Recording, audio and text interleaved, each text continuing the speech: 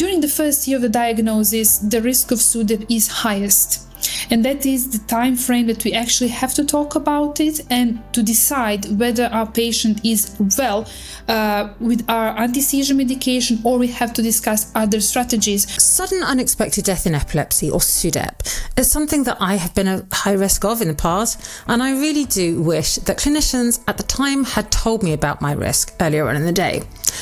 I've met other people with an epilepsy for whom the idea of SUDEP is like no big deal and doesn't bother them at all, whilst for other people just mentioning it freaks them out.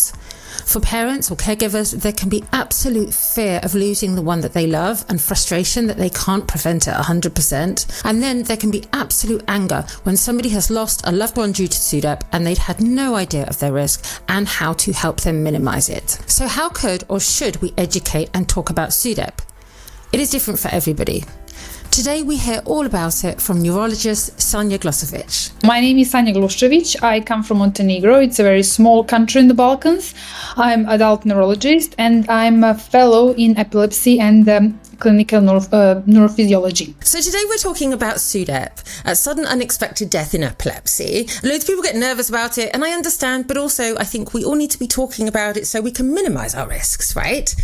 So could you define for us what is SUDEP exactly? You fabulously said it. Actually, it's a sudden unexpected death of a person with epilepsy that, let's say, typically occurs during sleep without any obvious cause. So it's non-traumatic and non-drowning cause of death in an individual with epilepsy, and without a cause identified after post-mortem examination. SUDEP, when we talk about SUDEP, first we think about the patients who are pharmacoresistant, but the SUDEP also occurs in other, let's say, populations of people with epilepsy. So when people's seizures are controlled, they can still die of SUDEP?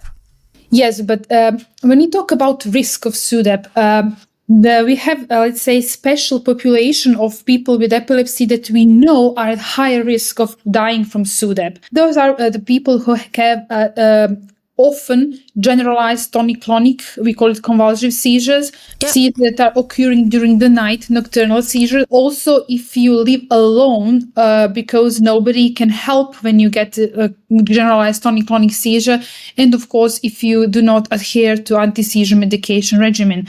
Those are the highest risk for a SUDEP. There are also other risks that are reported in the literature, like being male. It also increases the risk of SUDEP, but in overall studies, if we talk about SUDEP and patients with epilepsy and dying in epilepsy, the standardized mortality ratio is 2 to 3 times higher compared to general population without epilepsy. And just to confirm, so people can die of as a result of things to do with epilepsy that can be identified, but it doesn't classify as SUDEP because we know exactly why they died. Is that right? Yes, absolutely. You're absolutely right. So as I said, SUDEP, you have to exclude traumatic, or you have to exclude drowning, because accidental deaths are unfortunately also quite common in patients with epilepsy. So 1/4 or 1/3 of all deaths in epilepsy are due to SUDEP, but the rest 70 or 30 or 65% are due to other causes. So accidental injuries, falling, drowning, or car accidents are also quite prevalent. Also status epilepticus, in the seizure lasting more than 5 minutes, also lead to brain damage and unfortunately brain death. Also, the rate of suicide is high among patients with epilepsy. So when we exclude all of these other causes, then we have, unfortunately, the biggest cause is actually SUDEP. So what are the statistics, please? Because we don't want people to think half of people with epilepsy die of SUDEP or other causes. That's not the case. What are the statistics? Okay, what we have from the statistics is that 1 in 1,000 patients per year will die of SUDEP. So it's not common, but it's there. For the children, is 1 in 4,500 children will die of SUDEP. There are population of patients with epilepsy where this risk is closer to 0%, and there are patients that their risk is actually 1%. Those are the pharmacoresistant patients, the hard to treat epilepsy. So they have the highest risk. If they have frequent seizures, nocturnal seizures, epilepsy that is not well controlled, then there are decreased risk of SUDEP. So how do we get people to look at it more from the perspective of, and this is how I always explain my thoughts about it, is when I'm crossing the road, I look both ways and I listen. So I'm trying to identify risk, then I cross the road, but I still know that I might die, I might get run over by a car, but I do it anyway. So I've minimized my risk. How are we able to explain that to people with epilepsy and families as well in that sort of way, so they're not automatically really frightened of the idea of SUDEP? I always say education, education, education. We as physicians, we actually are the first respondents to tell our patients what they can do, because there are actually several myths about SUDEP. I would really like to address them. First of all, a lot of patients did come really frightened about SUDEP, and they were like so desperate, telling me, oh, but there is nothing I can do to prevent my death because of epilepsy, which is absolutely not true. So we have to educate our patients. So if I always talk about SUDEP, which is not very popular and it's not common practice, about SUDEP on our first visit, because I don't know if a patient will return again to me or to somebody else. So I always talk about SUDEP on our first visit, once we have a diagnosis of epilepsy. And I always tell my patients, I always tell them first what SUDEP is, what the statistics say, and what are the risk factors. And then I sit with them and we elaborate every single risk factor that maybe they have. And then I always like to call it a plan for mitigating the risk of SUDEP. So if I have a patient that has frequent nocturnal seizure, it is a big red flag. And the first question is, I always ask, is do you live alone? Because it's very important in those first minutes when people have nocturnal seizures, just to shake them, to roll them on a side, because that can prevent them dying from SUDEP. Then I always ask them, okay, do you take your drugs regularly? Because you're all humans. It happens that we just forget about it. I always tell my patients, I'm not a judge. I'm not judging you at all. It happens. So it's very important for patients to be adherent to medication. Maybe we are a bit boring, always asking, okay, do you take your medication regularly? But it is very, very important. The one thing that statistics also tell us in the very, very big studies is that if you had, for example, one generalized tonic-clonic seizure a year before, you are twice as likely to get SUDEP on that year. If you have 3, your risk is 15 times more. So the main question for us as epileptologists is to minimize the number of convulsive seizures. And if we cannot do that, then we discuss our options with our patients. During the first year of the diagnosis, the risk of SUDEP is highest. And that is the time frame that we actually have to talk about it and to decide whether our patient is well with our anti-seizure medication, or we have to discuss other strategies, because anti-seizure medications are absolutely essential. It is like our first weapon we use against epilepsy.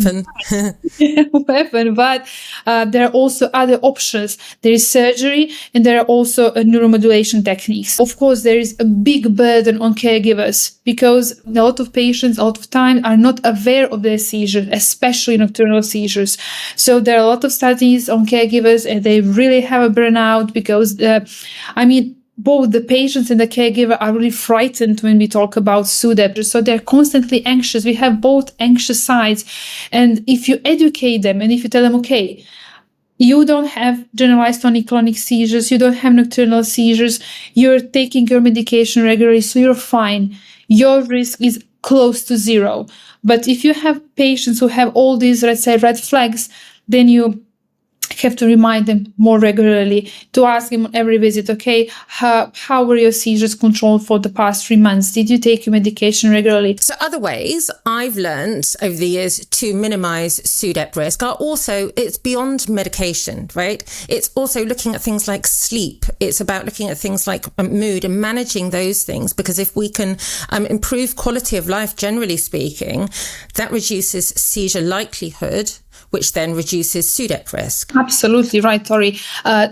Also, there was, I forgot to mention before, patients who have psychiatric morbidities, they're also at increased risk of SUDEP. You explained it beautifully and more simple than I did, because you lower your threshold for seizures. And, there are also bidirectional link between mood disorders and epilepsy. So, what is an absolutely must in patient with epilepsy is to address mood disorders and all the other, because epilepsy is so not just seizures, it's absolutely everything around the patient's life. So you have to address every single thing that is not good for your patient. Sleep, absolutely. Sleep is a necessity. And if you have poor sleep, you're also lowering your threshold, increasing risk of convulsive seizures. So everything that's, let's say, very, very, very simple. Everything that is not good for a patient, for example, fatigue, depression, poor sleep, hygiene, and even behavioral lifestyles. For example, if you drink a lot of alcohol, when you say alcohol and epilepsy, this is the first reaction you get. But of course, you can drink small amounts of alcohol. Some people, it depends on the person, right? Some people can, some can't. People absolutely can't. But that is why I say you have to talk to your epileptologist, because every patient is different, and we are all humans. When we say, okay, people with epilepsy can live long life with the medication, but it's not very easy to be compliant, because if you cannot drink alcohol socially, rarely, let's say, if you have to go to bed every day in approximately the same time, sleep approximately the same hours. It's hard. It's very hard. So let's just humanize that and say, okay, you can do it sometimes, very small amounts, very rarely, when your epilepsy is at the best. So when you manage all the things together, which is also very hard, you really, really minimize the risk of SUDEP. But I personally believe that mood morbidities are the essential part of that. So you don't get anything if you have perfectly controlled patient who is depressed, or perfectly controlled patient who is sad because he cannot go out whenever he wants. So you have to address all these issues, and then you will minimize the risk. And talking precisely about the SUDEP, you have to have, let's say, a plan how to reduce it. Thank you to Sanja for being so candid and for sharing with us statistics and powerful methods to help reduce SUDEP risk, beyond solely drug adherence, but also through optimizing people's mental health, their sleeping patterns, minimizing alcohol consumption, and such like. Check out more about Sanja and her work on the website torierobinson.com, where you can access this podcast, the video, and the transcription of the entire episode all in one place.